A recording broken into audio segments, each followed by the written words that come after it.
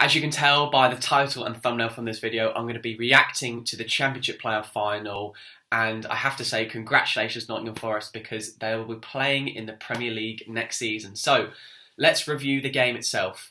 Going into the game, Huddersfield made two changes, bringing in Sorba Thomas and Naby Sarr, and that meant Jonathan Hogg played in midfield, which I think was more defensive from Huddersfield's point of view because for a lot of recent games, and actually games throughout the whole season, Hogg has been playing as a central centre-back, when normally throughout his whole career he's been a box-to-box midfielder.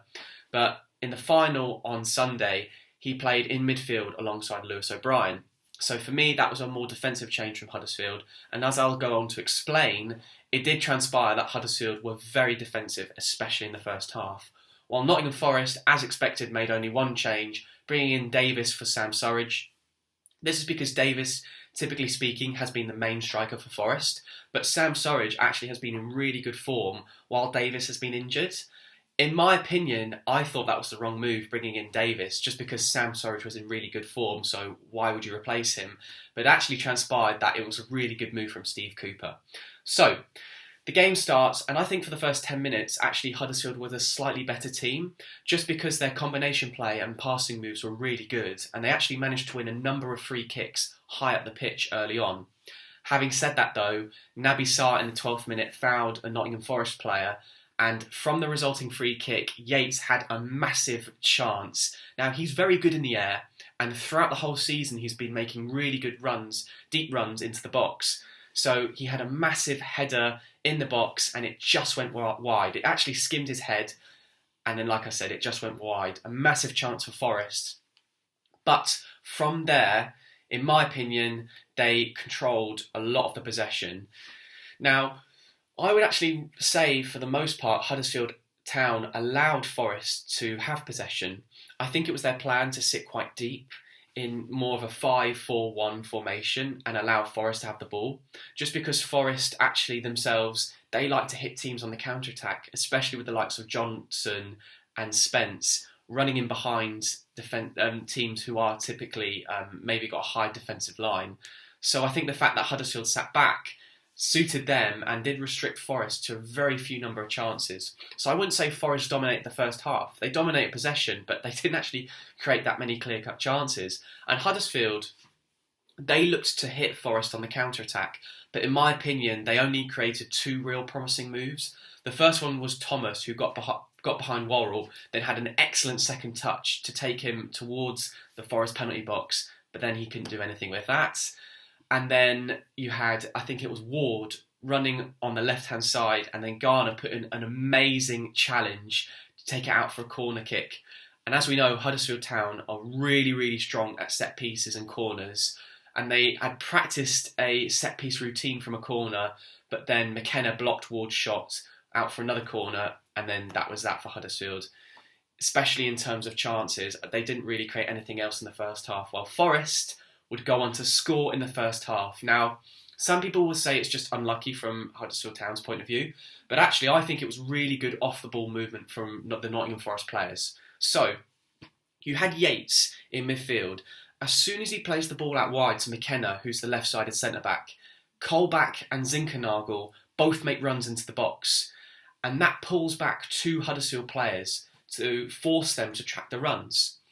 Then McKenna plays the ball out to Keinan Davis on the far left-hand side, and both Lees and Pippa are both attracted to the ball, which means that three Nottingham Forest players have dragged four Huddersfield Town players right defensively, right on the edge of the line almost.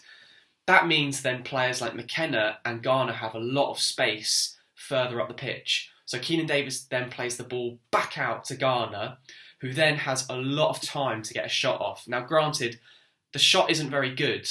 However, it's a powerful and quick, speedy strike, which means that any sort of deflection, it could potentially go in, and it's a very awkward shot for Nicholls in goal. Now, it'd be very easy for Colback to try and take a touch from that, but then actually what he does is he ducks his head down, which means that potentially there's more of a dangerous situation for the Huddersfield defence, which is a really good move from Jack Colback. Then, as I said earlier, Yates throughout the whole season has made really good runs from deep into the box. And Levi Colwell has seen Yates and gone, well, I have to track the run. So then Colwell is attracted by Yates. And then as the ball is whipped in and Colback ducks his head, Colwell probably thinks that he has to put a foot in, because if he doesn't, then Yates potentially has a shot. Or the ball goes past everyone and then Nichols has to make a save. I think from the angles I saw, it looked like Nichols potentially had it covered, but you never know with a ball like that, and the fact that Nichols potentially could have seen it really late on. So Colwell sticks out a leg, and the deflection is really unlucky because it comes off Colwell's knee and goes right into the top corner. So if it was deflected just a little bit more or differently, then it could have just hit the crossbar or the post or gone out of play. But as was the case, Yates made the run, Colwell stuck out his leg, and the ball went into the back of the net. 1-0 Nottingham Forest. And from there, it was always going to be extremely difficult for Huddersfield to get back into the game. In 31 games in the Championship Playoff Final where a team has scored first, only 6 times has the losing team come from behind to win. So it was always going to be very difficult for Huddersfield to get back into the game. And in the second half, I was actually quite disappointed with Huddersfield's reaction, because they made a couple of changes just after half-time, but they didn't create any real chance. And actually, Forest had the next best chance after the goal, because Johnson had a shot in the box that just went wide. But then, after that, you had the first penalty incident. Now, in my opinion, I do think it was a penalty. Before I explain that, though, I don't normally like talking about refereeing decisions, but the fact that VAR was introduced for this game, and the fact it's such a massive game, I'm really surprised by the way VAR was handled. So you had Toffolo running into the box, clipped by Colback, and it is a clear clip from Colback. And if you see on the replays, Harry Toffolo, it hit the Colback's leg, hits Toffolo's right leg, which then collides with Toffolo's other leg, and then he goes down.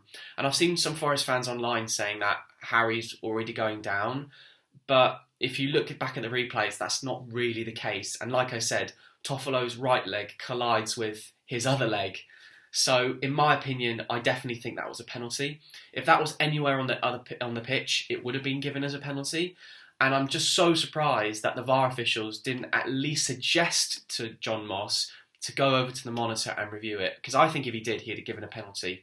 And throughout the Premier League campaign, we've seen these sort of penalty incidents being overturned and given as penalties. So I think Huddersfield can feel a little bit aggrieved by that. Then also with the second penalty incident, I think it was harder for Moss to see this one because of where he's positioned and the different players in front of him. But like I said, I think if the VAR officials suggest to Moss to go over to the monitor and review that, I think Moss would have given a penalty. Now, what I will say is that if the first penalty incident is given, then the second one may or may not have been given, because Forest might have been even more defensive, or they might have really attacked Huddersfield and Huddersfield might have sat deeper. Having said that, though, if the first one's not given, the second one definitely should have been. I'm really, really disappointed from the VAR officials, because like I said, VAR wasn't necessarily called for by a lot of fans, but if you're going to have it in the final, you might as well use it when needed. Certainly, if I was a Huddersfield fan, I'd be really, really annoyed by that.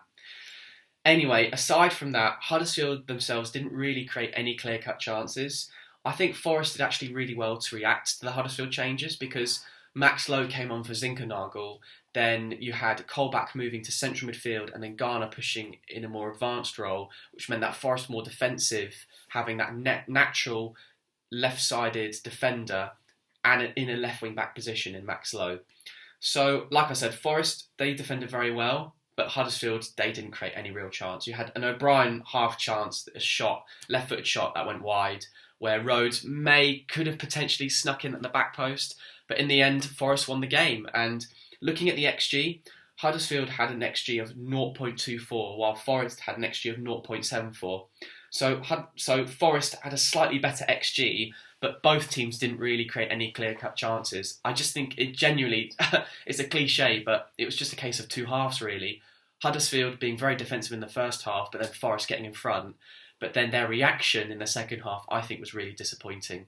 So, in the end, Huddersfield Town, no shots on target and only 2 corners in the second half, lose the match. First of all, I'll talk about them.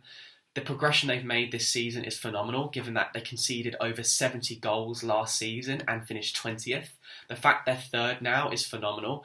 And The Athletic did a really good article on how, behind the scenes, Huddersfield Town have changed a number of different things, such as scrapping their academy and bringing in B teams, and also changing the diet of the team, and how Carlos Corberán is similar to Bielsa, except for that he's a bit more defensive and there's less of an emphasis on pressing teams so high up the pitch. So I think it's not a case of potentially falling apart for Huddersfield next season, because even though this is their final year of parachute payments, they didn't really spend a lot on the squad anyway. Like I said in my preview, the majority of the Huddersfield Town players were bought in because of free transfers, loanees, or academy players. So Huddersfield, they can be proud of their season, but it's just a case of what if with the final, unfortunately for them. But for Forest, back in the Premier League now after 23 years, and the last match they played in the Premier League was exactly 1 week before I was born. So that just shows how long they've been away from the Premier League. So fair play to them. The limbs in the final whistle were absolutely brilliant. Brilliant atmosphere from Forest. They'll be celebrating in Nottingham now. Fair play to them. Congratulations. And I think next season, if they can keep the likes of Spence, Keenan Davis, maybe even Brennan Johnson, because he was linked to Brentford, it will be hard for Forest to stay up, but I think they can do it. With good recruitment, why can't they stay up in the Premier League? But they won't be thinking about that right now. They'll just be relieved more than anything that they're back in the Premier League, and a phenomenal effort from Steve Cooper. Like I said, I know it's been talked about all the time, this stat, but after 7 games, Nottingham Forest had their worst start in over 100 years. Bottom of the table. Steve Cooper's come in, and done a phenomenal, incredible, miraculous job. Fantastic from Nottingham Forest. They'll be celebrating right throughout the week, right up until the start of the season. Fair play to Nottingham Forest. Over the course of the season, they did deserve it. On the day, look, they weren't very good, but they won't care at all. They're back in the Premier League. Congratulations to them. And I look forward to seeing how they get on next season and the type of players they can recruit. And also, like I said, whether they keep the likes of Spence and Keenan Davis. But that's my review of the final. Now, if you are watching this as a Huddersfield fan, just rest assured that, I'm a Reading fan, so I can understand what it's like to lose a playoff final. I mean, 5 years ago, you guys beat us on penalty shootouts. So, like I said, I can understand the heartbreak and pain Huddersfield Town fans are going through. But for Forest fans, first time at the new Wembley, 23 years outside the Premier League, and now they're back. Fair play to them. So, I hope you enjoyed the review. Please like, comment and subscribe. I'm sure maybe if you are a Forest fan, you'll probably comment on this video or watch this, because I know that after the playoff final defeat from Reading, I just didn't want to think or look at any football at all. But I'm sure if Reading had won the game, I'd want to watch every review and hear from every different person talking about football. So fair play to Forest, like I said, but commiserations Huddersfield. I think they'll be back next season. But for Forest, congratulations. Thank you for watching the video. Like I said, please like, comment and subscribe, and I'll see you all soon.